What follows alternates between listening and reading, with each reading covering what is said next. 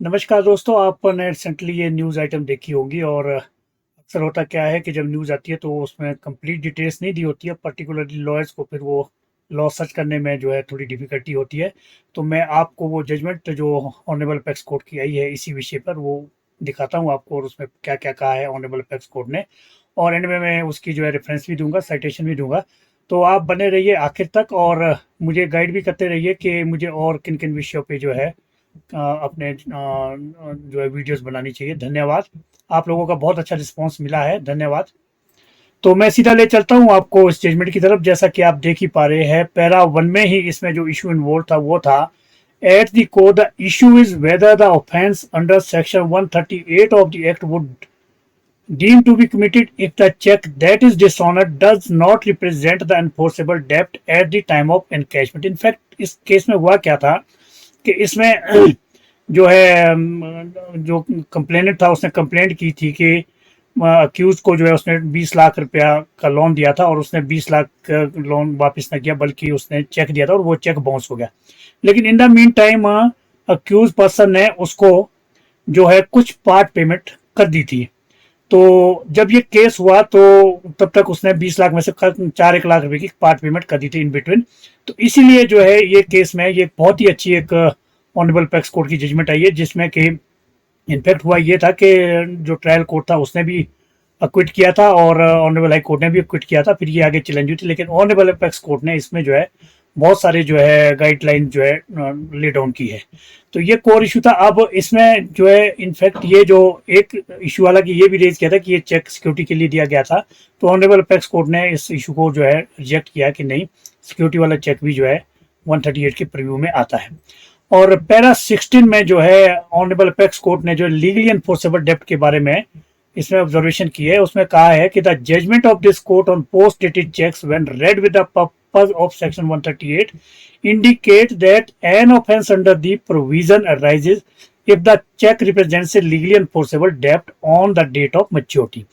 The offense under section 138 is tipped by the dishonor of the check when it is sought to be encashed, though a post-dated check might be drawn to represent a legally enforceable debt at the time of its drawing. For the offense to be attracted, the check must represent a legally enforceable debt at the time of encashment.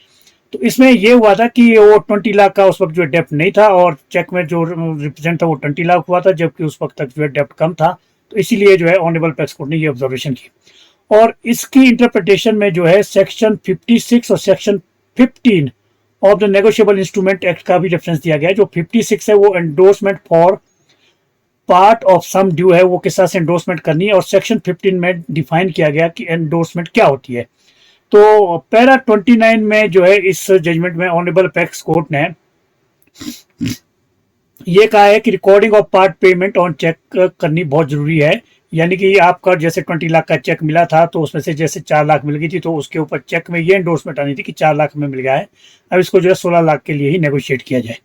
और जो है finding और direction जो है honourable apex court में para 30 में दी है, जो कि मैं पढ़ लेता हूँ, बड़ी इंपॉर्टेंट है।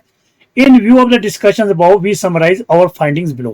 For the commission of an offence under section 138, the check that is dishonored must represent a legally enforceable debt on the date of maturity or presentation.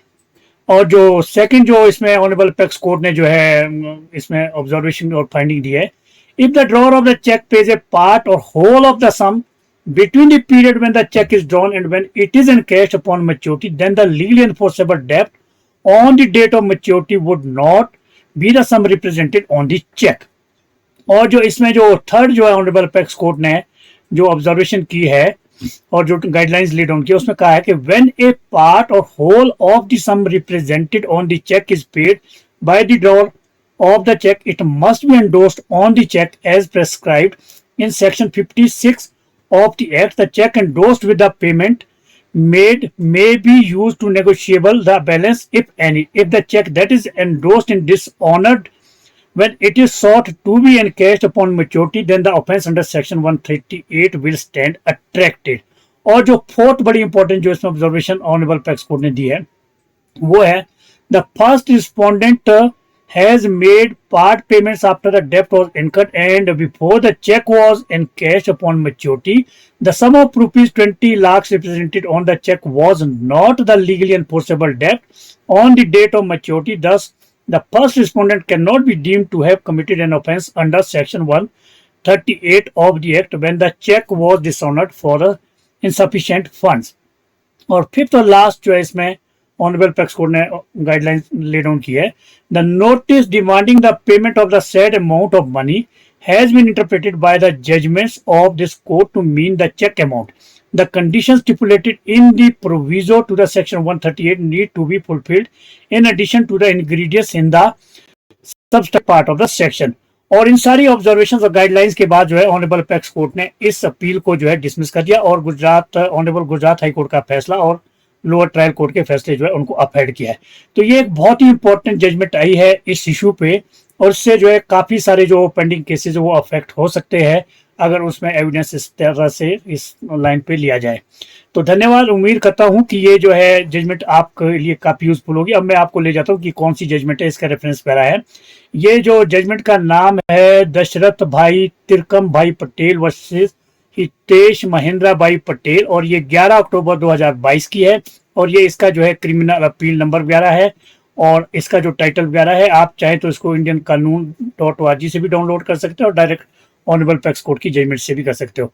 मैं उम्मीद करता हूं कि ये काफी एक वैल्यूएबल इन्फॉर्मेशन मैंने आप लोगों को प्रोवाइड की है और मैं आपसे रिक्वेस्ट करता हूं कि आप जो है प्लीज मुझे और भी गाइड करते रहे कि मुझे किन किन विषयों पे और इस तरह की वीडियो बनाते रहने चाहिए जो कि आप सबके लिए यूजफुल हो. और धन्यवाद.